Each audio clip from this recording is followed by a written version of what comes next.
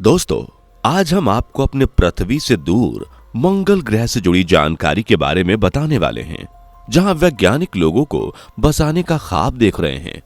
लेकिन क्या ऐसे ग्रह पर इंसानों का रहना संभव है, जहां पानी और ऑक्सीजन दोनों ही ना हो? क्या सच में वैज्ञानिकों ने मार्स पर ऑक्सीजन को ढूंढ निकाला है? आखिर वाटर रिलैक्सेशन सिस्टम और ऑक्सीजन जनरेशन सिस्टम क्या है? किस तरह पृथ्वी से 400 किलोमीटर दूर आईएसएस में पानी और ऑक्सीजन को बनाया जाता है? अगर आप भी नहीं जानते इन सवालों के जवाब, तो हम आपको बताएंगे। आज वैज्ञानिक धरती छोड़कर दूसरे ग्रहों पर बसने की तमाम कोशिशों में लगे हुए हैं। इसके लिए ये मंगल ग्रह पर ऑक्सीजन से लेकर दूसरी जरूरी चीजों को खोज रहे हैं। इस रेस में अमेरिकी स्पेसशिप और रशियन स्पेसशिप भी सबसे आगे निकलने की कोशिश में हैं। चंदा मामा पर इंसान भेजने के बाद इन स्पेसशिप की अगली तैयारी मंगल ग्रह पर इंसान को बसाने की चल रही है। वहीं दुनिया के सबसे अमीर आदमी एलन मस्क की कंपनी स्पेस एक्स मंगल ग्रह पर इंसानी बस्ती बनाने की तैयारी में जुटी हुई है। अब इन बातों में हैरानी की बात यह है कि इंसान उस जगह पर कैसे जिंदा रह सकता है जहां पानी और ऑक्सीजन दोनों ही ना हो। वैसे तो मार्स की काफी सारी खूबियां अर्थ से मिलती हैं, जिसे मार्शियन डे कहते हैं या सोल डे भी कहा जाता है। उसकी लेंथ पृथ्वी के दिन के मुकाबले बस 38 मिनट 35 सेकंड ही ज्यादा है।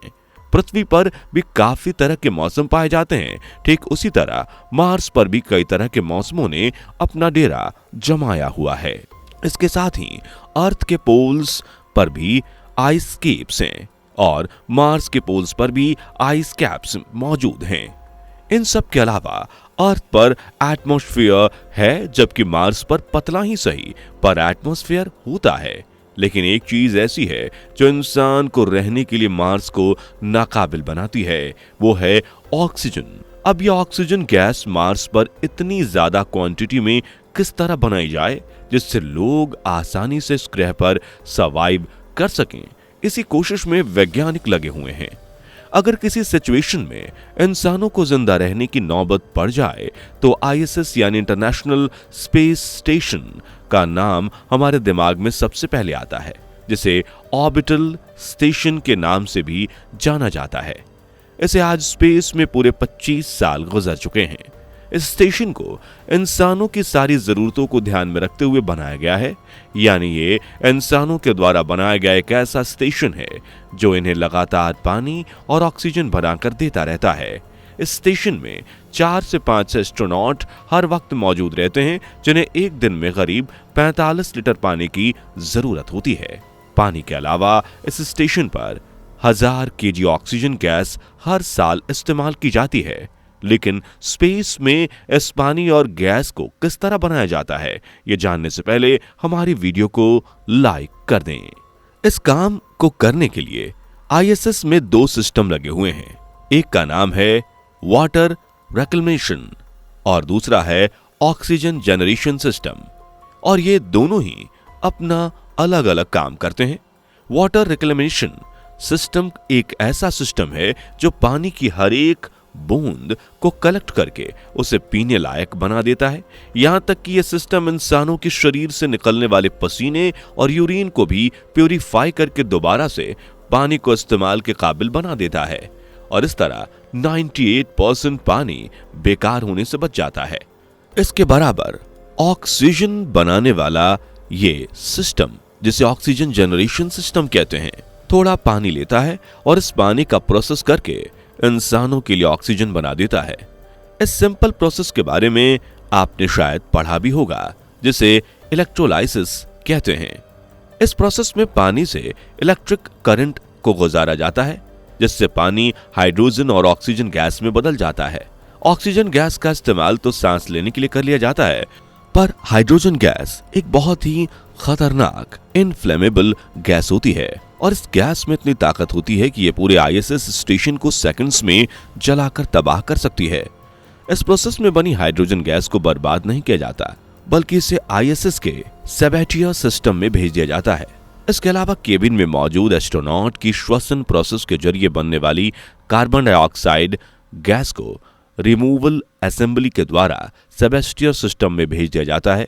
जैसे ही ये दोनों गैसेस सेबेस्टियर सिस्टम में पहुंचती हैं तो इन दोनों गैसों को 400 डिग्री तापमान के ऊपर निकल क्रिस्टल की प्रेजेंस में रख दिया जाता है और अब इस प्रोसेस से आउटपुट के रूप में मीथेन गैस, पानी और हीट बनती है। पानी को दोबारा इस्तेमाल में ले लिया जाता है और इस गर्माहट को हीट मैनेजमेंट सिस्टम में डाल दिया जाता है। पर मीथेन गैस जो अर्थ पर सबसे ज्यादा अहमियत रखती है, इसे आईएसएस से बाहर स्पेस में छोड़ दिया जाता है।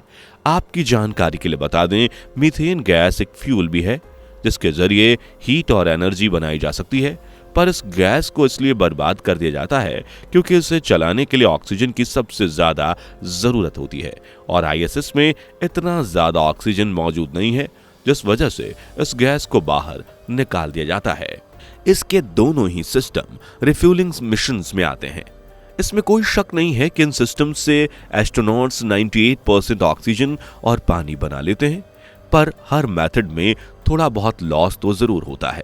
इसी वजह से हर 6 महीने या साल के बाद पानी और ऑक्सीजन दोनों को ही अर्थ से आईएसएस में लाकर डाला जाता है। ये रिफ्यूलिंग मिशन बहुत ही ज्यादा महंगे होते हैं, जिसमें केवल 1 लीटर पानी को 400 किलोमीटर दूर आईएसएस में पहुंचाने के लिए $2500 तक खर्च किए जाते हैं। अब आप इसी बात से अंदाजा लगा सकते हैं कि मार्स पर इस तरह से पानी और ऑक्सीजन पहुंचाना आसान काम नहीं है और मार्स पर इस रिफ्यूलिंग मिशन में कितना ज्यादा खर्चा हो सकता है। इसके लिए कोई ऐसा सिस्टम बनाना होगा जो मार्स पर रहकर इसमें मौजूद रिसोर्सेज का इस्तेमाल करके ऑक्सीजन बनाने में कामयाब हो सके। साल 2021 में नासा ने अपना एक परसेवरेंस रोवर मार्स के लिए इसलिए भेजा ताकि वो मार्स पर जाकर ऑक्सीजन का पता लगा सके, जिसे मॉक्सीज यानी Mars oxygen in situ experiment का नाम दिया गया था, क्योंकि आईएसएस में तो पानी का सिस्टम रिफ्यूलिंग के जरिए किया जाता है, पर मार्स पर पानी ढूंढने के लिए इसके पोलर कैप्स तक जाना होगा या फिर कई फीट नीचे ड्रिल करके बर्फ निकालनी होगी। इसलिए मॉक्सी एक इलेक्ट्रोकेमिकल प्रोसेस की मदद से मॉलिक्यूलर ऑक्सीजन बनाता है, जो मार्स के पतले एटमॉस्फेयर में ऑक्सीजन एटम को कार्बन डाइऑक्साइड से अलग करता है। इस प्रोसेस से जो भी ऑक्सीजन गैस बनती है, ये उसकी शुद्धता और क्वांटिटी को मॉनिटर करता है। ये इलेक्ट्रोलाइजर गोल्ड का बना हुआ है, क्योंकि गोल्ड हीट को बहुत अच्छी तरह से कैच कर लेता है। इस प्रोसेस में कार्बन डाइऑक्साइड से ऑक्सीजन के साथ साथ कार्बन मोनोऑक्साइड भी बनती है और इसका नुकसान ये है कि अगर कार्बन इस प्रोसेस में पूरी तरह से अलग हो गया, एक लेयर बना लेता है जो परसेवरेंस रोवर के लिए खतरा साबित हो सकती है। इसलिए इस काम को बहुत ही ध्यान से किया जाता है। लेकिन मार्स पर मॉक्सी को ऑक्सीजन प्रोड्यूस करने के लिए ज्यादा एनर्जी की जरूरत होती है। इसी वजह से नासा मॉक्सी को तब चलाता है जब सोलर पैनल से एनर्जी बच जाती है। अभी तक इसने सिर्फ 122 ग्राम ऑक्सीजन ही बनाई है, जो कि एक इंसान को 3.30 घंटे तक ही जिंदा रख सकती है। अगर इसी तरह से मार्स पर ऑक्सीजन को बनाया जाएगा तो इसके लिए मॉक्सी के बड़े भाई यानी एक बड़े मॉक्सी वर्जन की जरूरत होगी। इसके साथ ही एनर्जी के लिए एक बड़े पावर प्लांट की भी। अब यहां समझने वाली बात यह है कि मॉक्सी पहले कार्बन डाइऑक्साइड को कंप्रेसर्स की हेल्प से कंप्रेस करता है, फिर 800 डिग्री सेल्सियस पर तोड़ता है और इन दोनों प्रोसेस के लिए हद से ज्यादा एनर्जी का इस्तेमाल किया जाता है। इस प्रॉब्लम के सॉल्यूशन के लिए वैज्ञानिक एक ऐसी फ्यूचर टेक्नोलॉजी को इजाद कर रहे हैं जिसमें कम डिग्री सेल्सियस पर ही कार्बन डाइऑक्साइड के मॉलिक्यूल को तोड़ा जा सके। इसमें कार्बन डाई से ऑक्सीजन की हीट पैदा करके नहीं बल्कि वाइब्रेशन के जरिए अलग किया जा सकेगा। इस टेक्नोलॉजी को लैब में टेस्ट किया जाना था, लेकिन अर्थ के हाई एटमॉस्फेयर की वजह से इस टेक्नोलॉजी का इस्तेमाल यहां करना संभव नहीं है। पर मार्स का एटमॉस्फेयर इस बेहतरीन टेक्नोलॉजी के लिए एकदम परफेक्ट है। टेक्नोलॉजी चाहे जो भी हो, लेकिन वैज्ञानिकों का मकसद सिर्फ इतना ही है कि मार्स के सोर्सेज को यूज करके ही ऑक्सीजन बनाई जा सके, क्योंकि मार्स पर रिफ्यूलिंग सिस्टम का ऑप्शन बिल्कुल भी नहीं है। दोस्तों, आपको क्या लगता है, क्या हम जल्दी ही मार्स पर ऑक्सीजन बनाने में कामयाब हो पाएंगे? कमेंट करके जरूर अपनी राय बताइए। अगर हमारी वीडियो अच्छी लगी हो तो वीडियो को लाइक और शेयर कर दें, और अगर आप हमारे चैनल पर नए हैं तो चैनल को सब्सक्राइब करके बेल आइकन को भी प्रेस करना ना भूलें।